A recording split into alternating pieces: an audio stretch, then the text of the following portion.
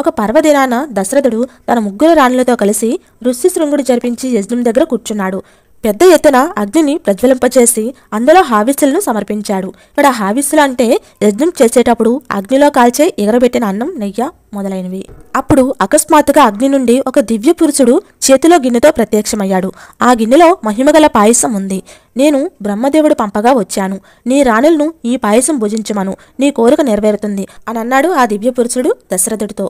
దశరథుడు ఆ మహిమగల పాయసాన్ని తన ముగ్గురు రాణులకు పంచాడు.